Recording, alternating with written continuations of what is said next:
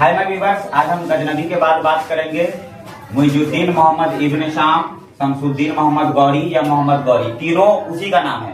ठीक, जिसमें से सबसे फेमस नाम जो है वो है इसका मोहम्मद गौरी।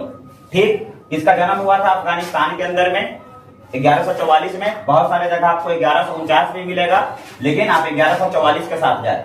ठीक, उसके बाद इसकी मृत्यु हुई थी 15 मार्च 1206 को, और दफन किया गया था ये 20 अप्रैल 1206 को, कहा अफगानिस्तान के अंदर में। ठीक है, अब देख लो, एक्चुअली में ये ऐसा शासक था जिसकी वजह से भारत के अंदर में मुस्लिम साम्राज्य की स्थापना हुई। भारत के अंदर में मुस्लिम आए और मुस्लिम यहाँ रहना चालू किए, तो सिर्फ और सिर्फ इसी की वजह से। ठीक है, तो देखिए एक्चुअली में क्या था ना कि ये इसका जो शासन है वो 1173 से लेकर के 1202 तक जो है इसके भाई के साथ में अपना शासन किया, जिसका नाम था गयासुद्दीन। लेकिन जब 1202 में इसकी मृत्यु हो जाती है तो 1202 से लेकर के 1206 तक ये अकेला शासन किया। ठीक है, तो देखिए पहला इसका जो आक्रमण हुआ था ना भारत में, वो 1178 में गुजरात के अंदर भी किया था ये आक्रमण। लेकिन गुजरात में जब ये आक्रमण किया तो क्या हो गया कि ये सफल नहीं हो पाया। ठीक, तो ये समझ गया कि अब हमको क्या करना पड़ेगा कि पंजाब की तरफ का रास्ता अपनाना पड़ेगा। इसीलिए देखिए 1190 आते आते इसका जो साम्राज्य था वो पाकिस्तान, ठीक है, उसके बाद ईरान, तुर्कमेनिस्तान, तजाकिस्तान, इन सब एरिया में जो था ना इसका पूरी तरह से शासन जम गया हुआ था। ठीक है, तो अब ये सोच रहा था क्या कि हम भारत के अंदर भी अटैक करें और भारत को भी जीत ले। ठीक, तो उस समय में भारत के अंदर में जो राजा थे वो थे पृथ्वीराज चौहान, जिनका शासन चल रहा था भारत में। ठीक है, थोड़ा धीरे बोलना, डिस्टर्ब हो रहा हूं मैं यहाँ। तो भारत के अंदर में शासन चल रहा था पृथ्वीराज चौहान का। ठीक है, तो देखिए क्या होता है कि पाकिस्तान और अफगानिस्तान के बीच से एक पहाड़ आता है और उस पहाड़ के बीच से एक दर्रा गुजरता है जिसको हम कहते हैं खैबर दर्रा।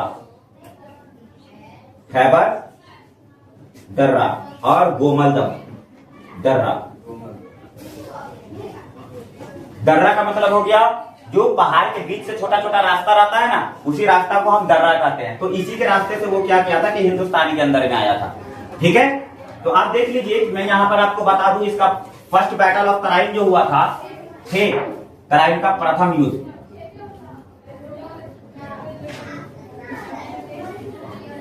तराइन का प्रथम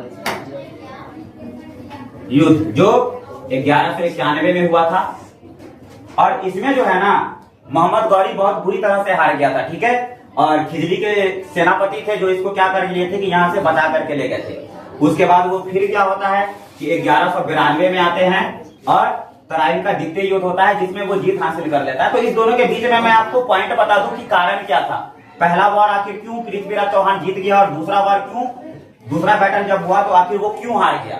ठीक है, तो पहला बैटल में जो था ना जयचंद, जो कन्नौज के राजा थे, जयचंद कन्नौज के राजा, ये क्या किए थे कि पृथ्वीराज चौहान थर्ड जो है इसका सपोर्ट किए थे। लेकिन जब दूसरा बैटल होता है तो उसमें क्या होता है ना कि जयचंद की बेटी थी संयोगिता। ठीक है, जिससे कि पृथ्वीराज चौहान जो है वो शादी करना चाहता था, और जब संयोगिता का स्वयंवर हो रहा था, स्वयंवर डेट भी ऐसा व्यवस्था जिसमें क्या होती है ना कि राजकुमारी, बहुत सारे राजकुमार बैठे होते हैं और उसमें से किसी को भी जाकर के जो वो माला पहना देते हैं ना, ठीक, तो उसी को क्या कहा जाता था, स्वयंवर कहा जाता था। कि जो जब यही वाला चल रहा था प्रथा, तो उसी बीच क्या होते हैं कि पृथ्वीराज चौहान आते हैं और संयोगिता को अपने साथ लेकर के चले जाते हैं, जिसकी वजह से जयचंद क्या हो गया था, नाराज हो गया था। ठीक, इसीलिए जयचंद क्या करता है कि मोहम्मद गौरी के पास दोबारा से जाता है, और मोहम्मद गौरी तो मौका ढूंढ ही रहा था कि हमको कोई सपोर्टर मिल जाए। तो उसको जयचंद के रूप में एक राजा मिल जाता है जो अपना सेना भी देता है उसको, प्लस रास्ता भी बताता है। और दूसरी बात कि एक जो इसका हैंड था पृथ्वीराज चौहान का, वो हैंड भी क्या होता है कि चला जाता है उससे।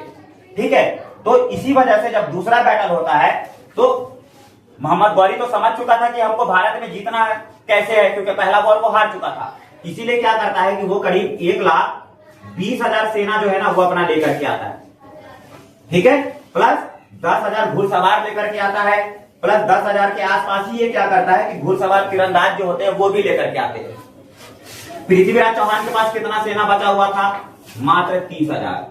ठीक है, और प्लस 300 इसके पास हाथी था। तो आप सोच लीजिए कि इतना सेना से किसी हाल में पॉसिबल ही नहीं है जीत हासिल कर पाना, तो जिसकी वजह से क्या होता है कि ये हार जाता है।